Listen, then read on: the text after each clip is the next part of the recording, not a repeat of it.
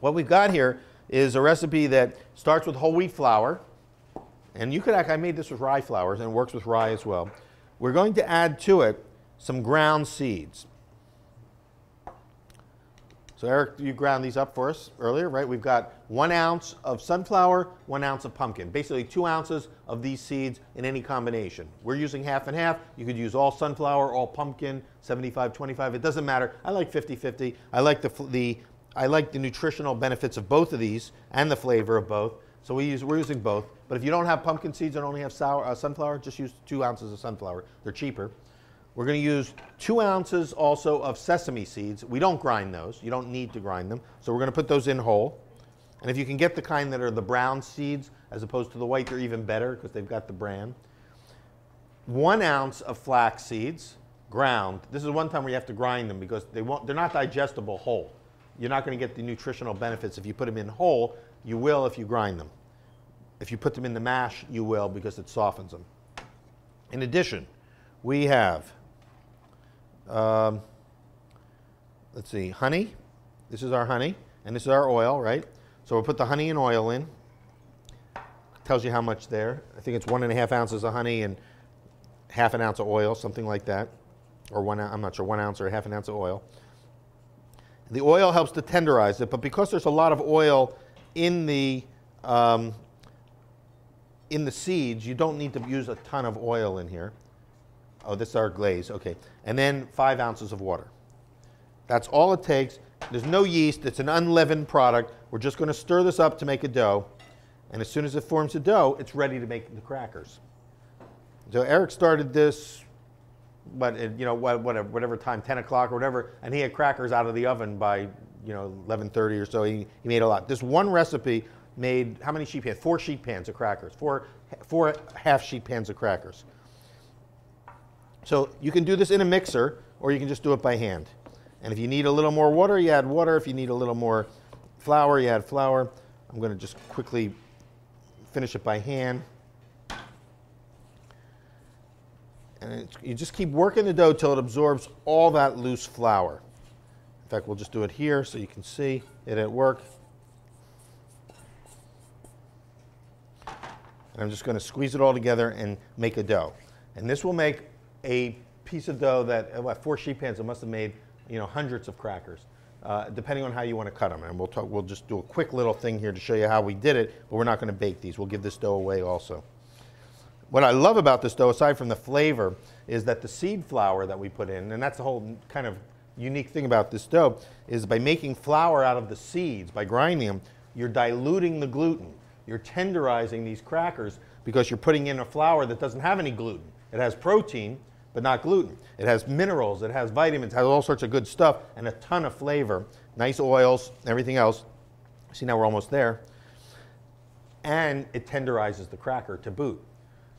If you want to make a savory cracker, salty, savory, you can cut back on the honey a little bit.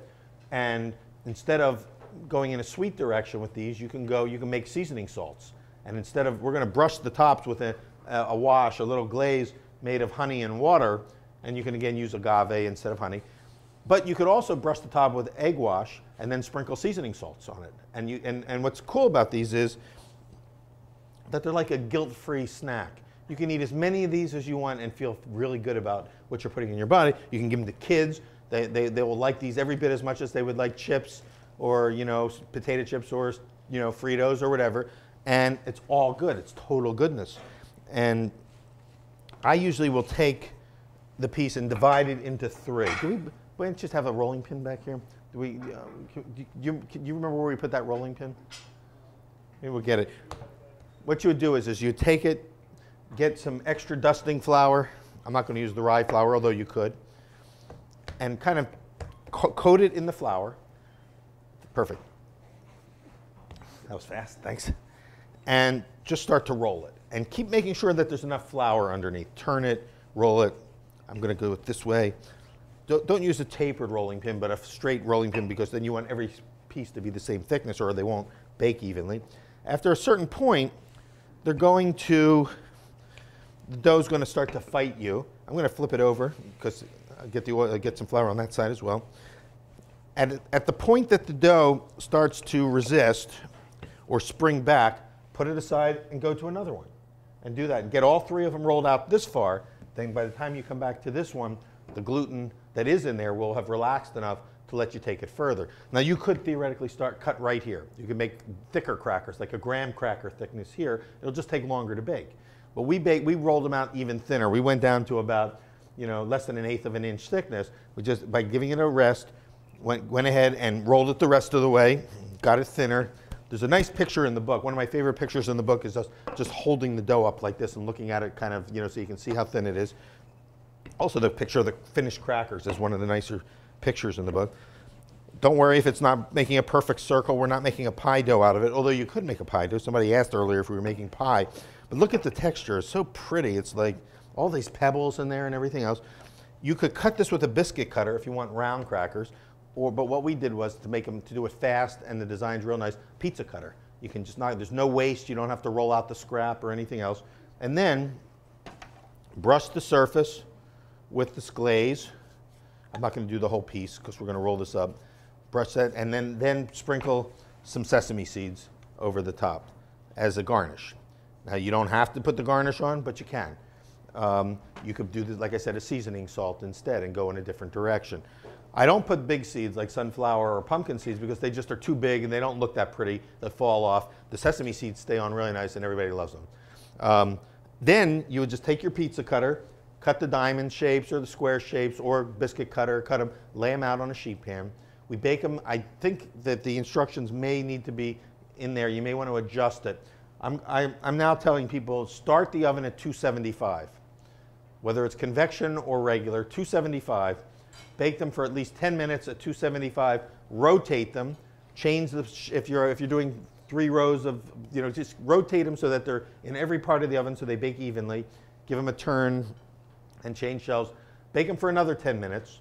And after they've been in for 20 minutes at 275, they should still not have browned up. And that's what we don't want them to brown up in less than 20 minutes. Otherwise, they'll get dark on the outside, but they won't get crisp. And they'll be kind of like leathery. But after 20 minutes, then you can raise the temperature to 325, and within 5 to 7 minutes, they will get a beautiful golden color on them. When you pull them out, they still may not seem super crisp, but as they cool, they get snappy. So I call them snapper crackers. And they'll snap, you know, when you bend them. And that's how easy that, it's very, very easy to make. So I wanted to show you that one. It's the simplest and most fun recipe in the book. It's one that kids can do. I do cracker workshops now for kids, and they love it. Kids just love making the crackers, making little gift boxes to give to their moms and dads, or taking them to school with them the next day. It's a really, you know, wonderful home, you know, family activity.